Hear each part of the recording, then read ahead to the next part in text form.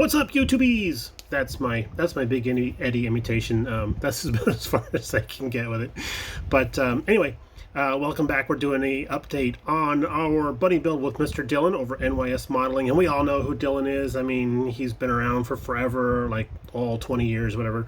And no, he's actually an excellent model builder. Young guy, does a great job, really killing it with clear coats right now. Likes to do tutorials, stuff like that. So, we all know Dylan, and he does an excellent job. So we're going to try and struggle to keep up with him.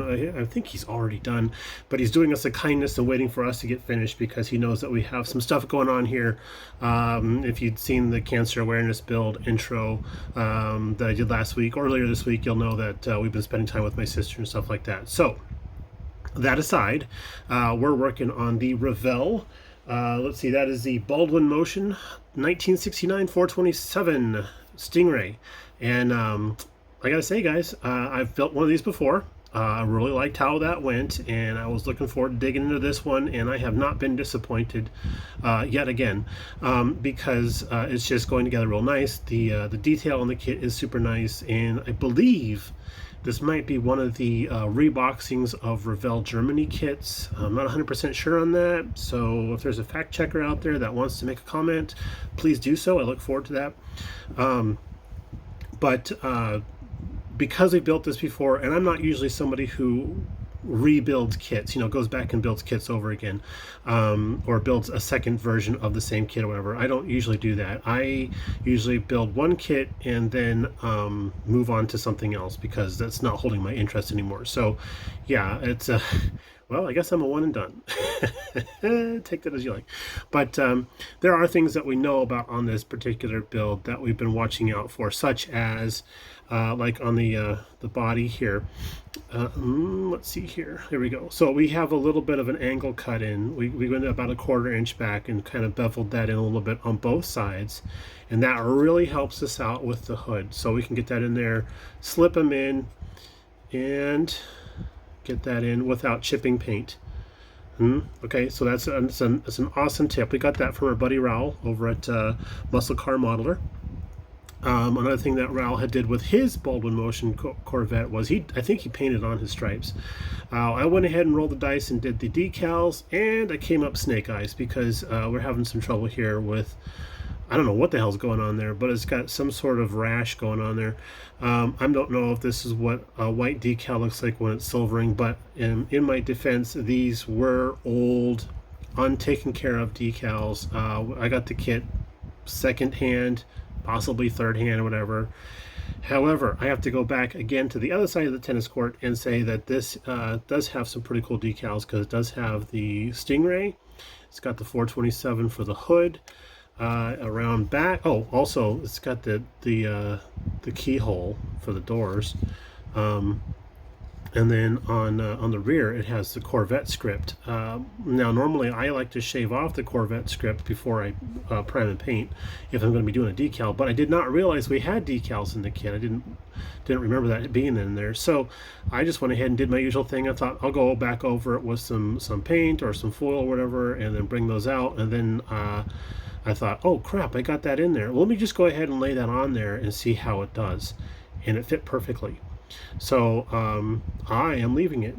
However, the thing I did first, though, after painting and clear coating, I went back and I used a little bit of liquid shadow, and then just went over the lettering, and then took off the excess, and then kind of went back over and burnished the top of the letters to take off the excess panel liner, and then put the decal on over that. And that, I think that really helps out with the dimension of the lettering on back there. I think that looks pretty cool. So yeah, that might be a technique I explore doing more often in the future. Let's see here. Oh, it also has the cross flags, and yeah, I did not notice there's this little dent right there in the front, so that's kind of heartbreaking, but I mean, it is what it is. So it comes with the cross flag decals. It's also supposed to have one for the rear fuel cap, which we drilled out and then put a piece of styrene card underneath there so we could put a filler cap on there, so it's going to look a little cooler.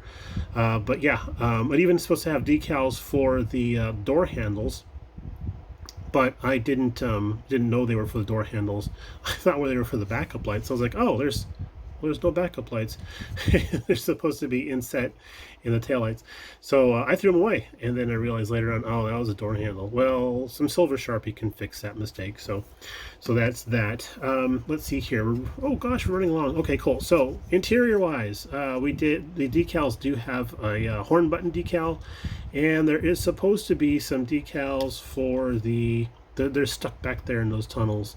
For the gauges, just the two main gauges. Everything else I rated the decal stash box for, and then punched out some white decals. I thought those would be a nice contrast against the black background there, and then just a little bit of silvering on some stuff down in there on the console to bring that up a little bit. Gave ourselves a white shift knob, which I kind of like. I always thought that was cool. So that's the interior there. And now the chassis. The chassis. So nearly a roller. We have to put the wheels on, but I like to wait on this particular car to put the wheels on after we put it all together, because there's a lot going on during final assembly.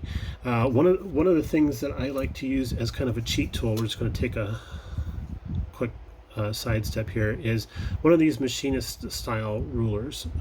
These things have many uses other than being a straight edge and measuring things.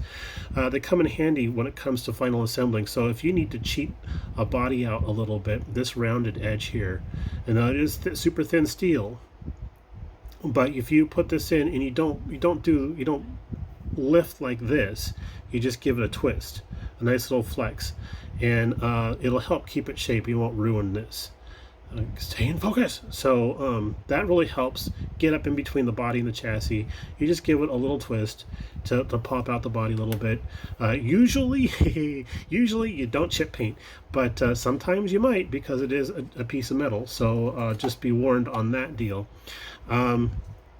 Back to the chassis. So the engine that's in securely. The kit does have decals for the oil filter. There's supposed to be one on the rocker cover here, but that one didn't come off the decal sheet very well. And then there's the air cleaner one here. Oh, and a radiator hose decal. So we have that on there also. The radiator hose and engine all seem to fit together really nicely. So that was nice. And I did not put the lower radiator hose on because I didn't feel like it. So so there's that. The underside of the chassis, that's looking real sweet. We just went over that with the Tamiya dark brown panel liner to just give it like a weathered look. We didn't want to make it look oily or rusty or anything like that. So I like how that looks, and we're gonna stick with it.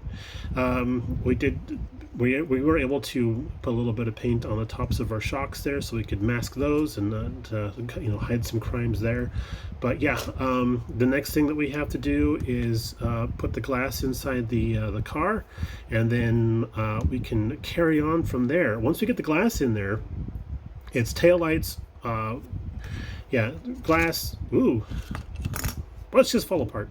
There's glass, taillights, license plate, bucket, and then firewall goes back in again, and then interior, and then final assembly, and then happy days. So we're not too far off from getting that done. All right, guys and gals, thanks for tuning in yet again. I really appreciate that, and we will talk to you a little bit later on. Have a great weekend. Bye now.